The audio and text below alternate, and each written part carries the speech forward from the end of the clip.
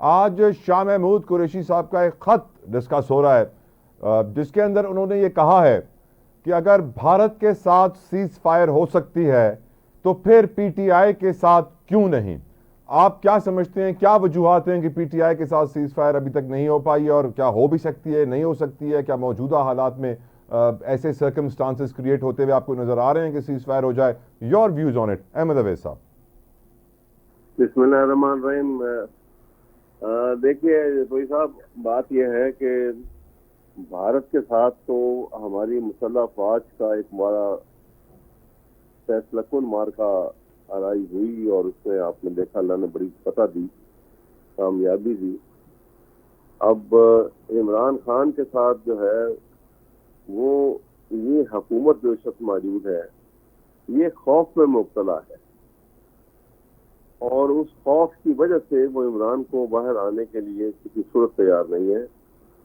और अगरचे पैरोल पे लाना, बल्कि इस मौके के ऊपर सारे लीडर्स का बाहर होना चाहिए था, इनकी कॉन्फ्रेंस होनी चाहिए थी, ऑल पार्टीज कॉन्फ्रेंस बनानी चाहिए थी, कंसेंसस डेवलप होने चाहिए थे। लेकिन ये उस खौफ में मुब्तला है जिसकी वजह से वो इमरान को खुला देख के वो समझते हैं कि हमारी हैसियत ही खत्म हो जाएगी इसी वक्त।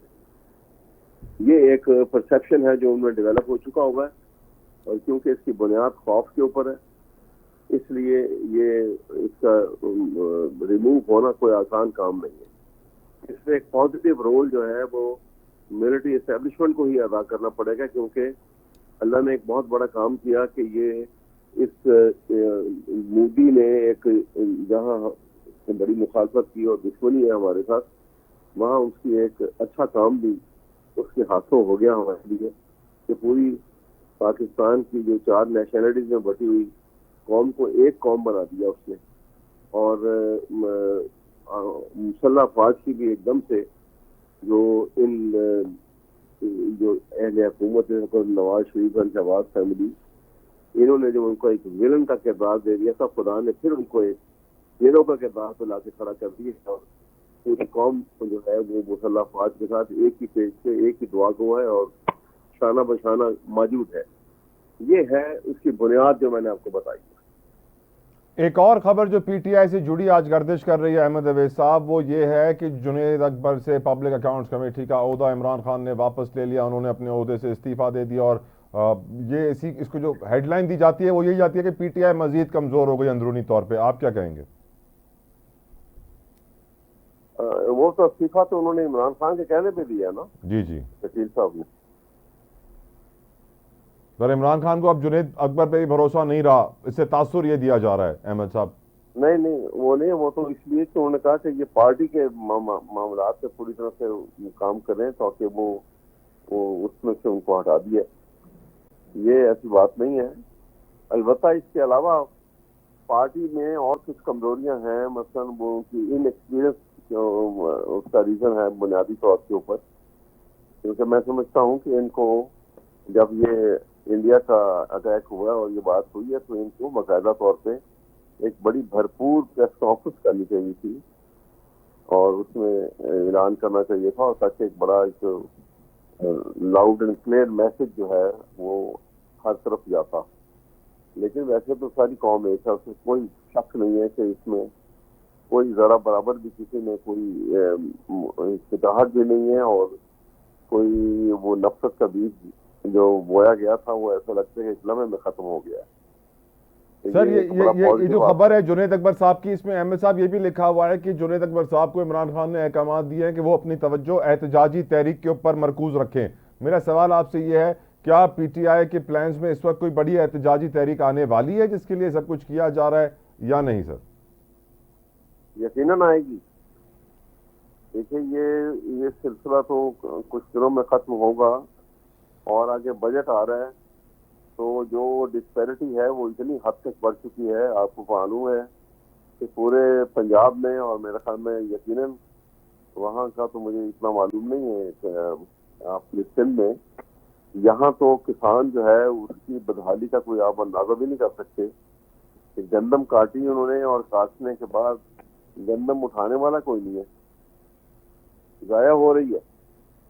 क्योंकि किसान के पास तो कोई गोडाउन नहीं होते हैं ना, तो उसके बाद तो कोई वो सरमाएदार तो होता नहीं, वो हाय बेचारा आबाद फसल का। काटता है वहां से ही उठा ले कोई, और वो उसको उसको लोग जो है उसको एक्सप्लॉइट कर रहे हैं। कोई 1500 की उठा रहा है, कोई 1600 की उठा रहा है, कोई कहता है कि जी अभी मैं बाद में जुल्म है पैसे सर, दे दूंगा। बड़ा जुल्म है। बदहाली का शिकार है बहुत सख्त। एक तरफ पैसा इतना लेविशली इस्तेमाल किया जा रहा है कि शहबाज शरीफ ने कैबिनेट की जंग के दौरान एकदम तनख्वाह जो है 140% बढ़ा दी, उनकी मुराद जो थी और तनख्वाह। अहमद साहब तो आज की एक और बड़ी खबर है पीटीआई से जुड़ी हुई सर।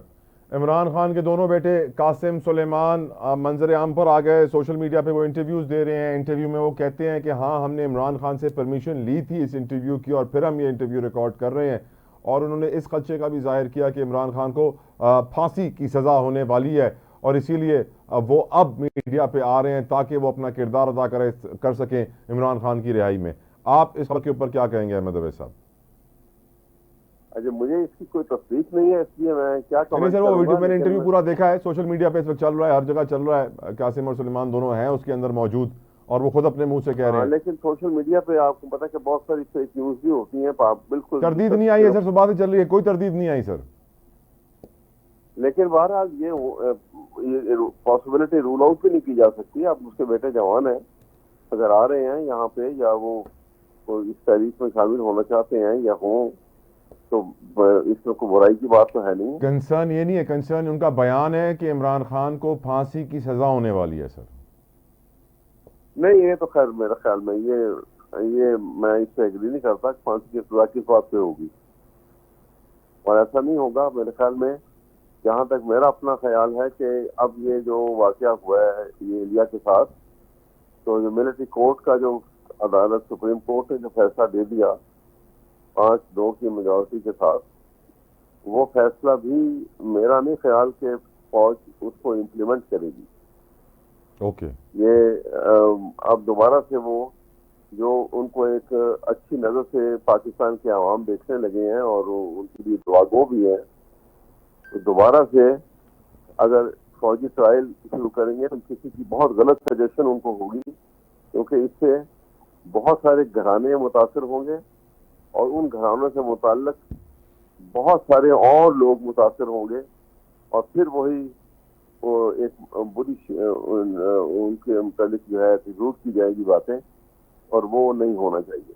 बिल्कुल और ठीक। इसलिए मैग्नेनिमिटी इस वक्त जो है वो मुसल्लह अफवाज को भी दिखानी चाहिए और मिलिट्री एस्टैब्लिशमेंट को भी, और मिलिट्री ट्रायल किसी सिविलियन का बिल्कुल नहीं होना चाहिए। अगर कि अदालत ने जो फैसला कर दिया, इसलिए कि जज तो वहां बैठे नहीं हुए, वहां तो तनख्वाहदार बैठे हुए हैं, और तनख्वाहदार से आप क्या कह सकते हैं कि वो जैसे अलामा ने कहा था ना कि भरोसा कर नहीं सकते गुलामों की बसीरत पर, जी हाँ, कि दुनिया में फकत मर्दाने हुर की आंख है बीना। ऐसा ही है सर, ऐसा ही ये है। कैफियत है। अहमद साहब, पंजाब की वजीर इत्तलात अज़मा बुखारी साहिबा की आज की एक स्टेटमेंट काफ़ी डिस्कस हो रही है। वो कहती हैं कि ये जो पूरा भारत के साथ ऑपरेशन हुआ है, कॉन्फ्लिक्ट हुआ है, इसको डिज़ाइन मियाँ नवाज शरीफ साहब ने किया था और वो मुसलसल राब्ते में थे तमाम ताकतवर हलकों से। क्या कहेंगे आप इस कमेंट के ऊपर सर? उनकी ये कहूंगा कि ये it is a figment of her own imagination. ये उन्होंने बैठे बैठाए घर लिया। नवाज शरीफ को तो इतनी तौफीक नहीं अल्लाह ने दी कि तुम मुझसे कल मैं खैर के निकाल लेता, तो वो किसको मशवरा देगा और क्या मशवरा देगा? उसका मशवरा तो ये था कि एटमी धमाका होने वाला था और वो उससे चंद मिनट और चंद घंटे पहले तक वो कह रहा था कि क्लिंटन ये ऑफर कर रहा है तो इसको छोड़ दें, बंद करें। वो तो फौज ने दबाव डाला बेल सख्त किस्म का, तो ये वो करना पड़ा। इससे क्या तवक्को रखते हैं आप? ये तो एक टिपिकल सरमायादार इंसान है जिसकी ना कोई नेशनलिटी है ना इसका कोई अकीदा है।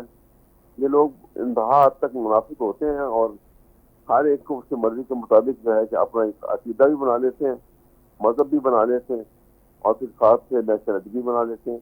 लेकिन इनका इंटरेस्ट वही होता है जहाँ इनका माल इनको मिलना होता है। जहाँ सर, पाकिस्तान की रूलर्स एलीट इस वक्त ये कह रहे हैं कि पाकिस्तान की इस कामयाब ऑपरेशन की बदौलत मसला कश्मीर दुनिया की नज़र में आ गया है, जो कि एक अचीवमेंट है। क्या आप समझते हैं सर कभी मसला कश्मीर हल होगा?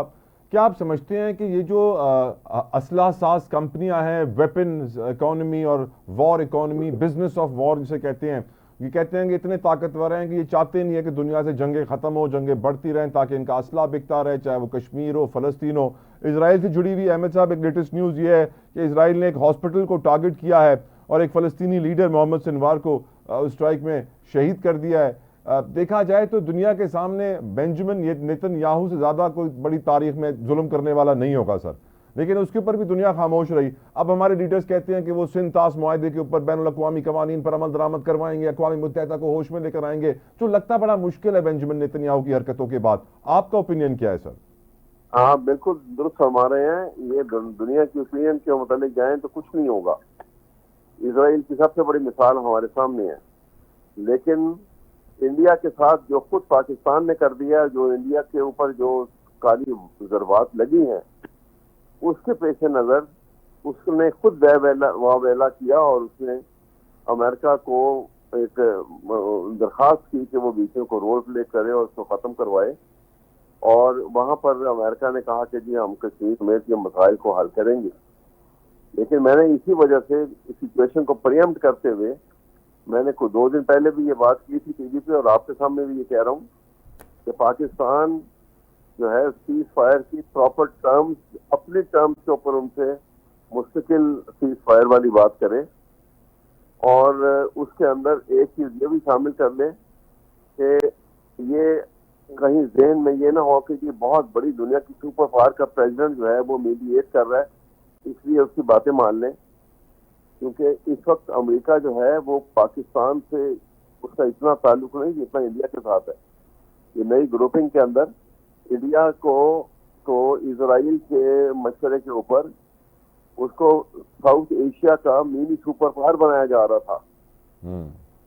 वो तो डिसअपॉइंटमेंट हो गई, उनका तो सारा प्लान जो है ना फिजर आउट हो गया, क्योंकि इंडिया में जो उसका हाल हुआ है और जो उसने बुजदली दिखाई है और जो उसकी जंगी एतबार से उसकी इनएबिलिटी जो है वो सामने आई है, तो वो तो उनके लिए प्रॉब्लम बन गई है।